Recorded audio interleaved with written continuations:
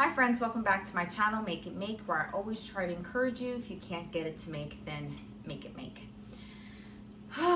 Okay, so today I came from the seed store. This store that I was at is amazing. I'll put some pictures so you could see. I felt like just the rows were endless in what you could buy in seeds. I got pretty much everything that I wanted to get except for the Palace King cucumbers. I have looked at them online and they are expensive. Right now what I'm doing is I'm gathering all of my cells here, planters, things like that from, I had some in the garage and then I had some in the shed. And I am going to clean it out and sanitize them so that way I have the best environment for my new plants. Now, I still am learning about gardening, so I am in no way trying to act like I know everything. It's just that I'm trying to learn things, and as I learn them, I post it and talk to you all about it, just because I believe that this channel is about community and sharing, and the YouTuber does not know everything, okay? So, from what I'm learning, that sanitizing plant pots helps prevent the spread of disease, pests, and pathogens that can harm new plants by killing off any remaining debris, bacteria. Sorry, that's my kettle to help disinfect. Remaining debris, bacteria, and fungi from previous use. Dirty pots can harbor disease, causing fungi and other organisms that can infect new plants. Pest control, pest eggs and larvae that can survive in old pots and debris, potentially infecting new plants. I think this one is huge also too, because you know, we pulled this out of our shed and I saw a spider or two in there that could be spider eggs. You wanna make sure that you know it's nice and clean.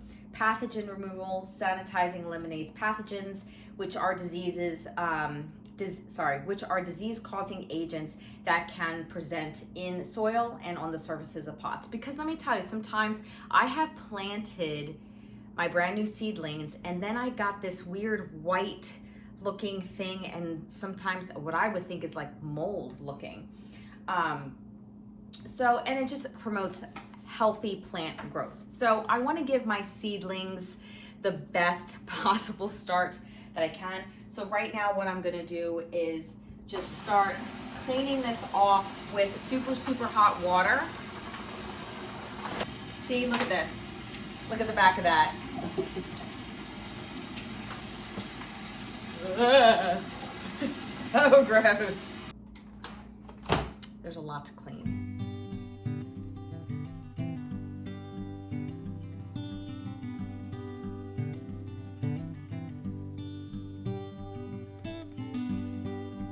All right, so some people might think that this is a little bit overkill, but I'm taking my super hot water and I'm just gonna add just a little bit of vinegar.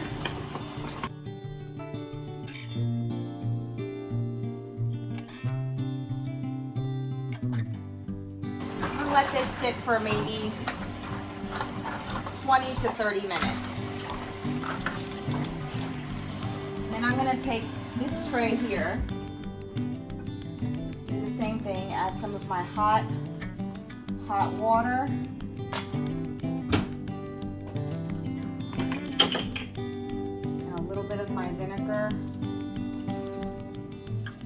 Please don't feel like you have to do this. This is the first time that I've ever really been proactive like this with my seedlings. If anything, I'm usually the type of person that just puts it in the pot and see what comes up, sticks it in the ground, see what comes up. But this time around, you know, I really want to try to learn more about gardening. Again, doing what I can to give my plants the best start as possible and just seeing what the results are. But I don't see any harm in protecting where your plants are starting, because it's young, it's vulnerable, and you want them to have the best environment. So, all right, well, when this is done, I'm gonna show you the seeds that we have and we'll start planting. Okay, so let me show you what I plan on planting. If you see my hand with one glove, it's because I just cut myself and had to put a Band-Aid on, and if I'm dealing with soil, I'm not gonna switch up the bandage. So I'm going to plant some parsley, oregano, cilantro. I really, really want to make sure that all of my herbs I grow myself this year. Basil, most of my herbs at least. Dill, but I plan on planting some red peppers. My favorite, penelope peas. It's the first year I'm ever gonna try to grow celery, so we'll see how that goes. Cherry tomatoes. This is black cherry gum tomatoes, right? Yeah, black cherry gumdrop tomatoes. Paul Robeson tomatoes. These were the best tomatoes I think I've ever had, so we're definitely planting that. Stringless bush beans, green beans. Apparently they can well. National pickling cucumber and the sweet pea currant. If you don't remember what that looks like, you'll have to go back in the videos. These little guys are like the size of peas and they taste like little sweet pieces of candy.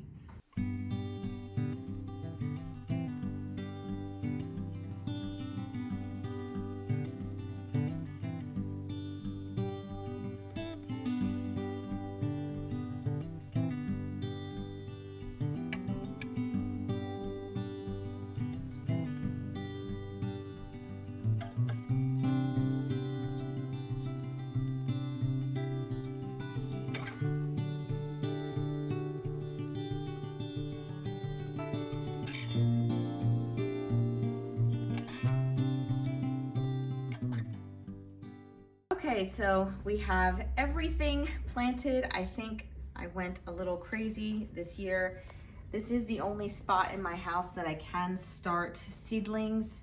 So we've had success before,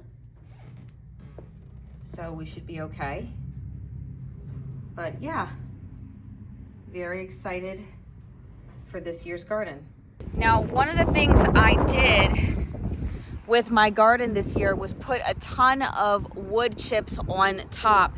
Now, one thing I do know about gardening is that when you put the wood chips like this on top so thick, I mean, it's about 5 inches thick, it drains the nitrogen from your soil.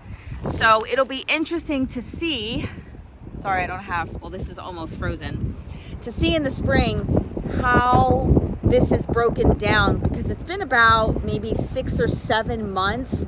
Either way, I can still scrape it off and add the nitrogen to the garden, and we'll see. Either way, we'll be able to fix it and get it going. All right, friends, well, I have quite the mess to clean up.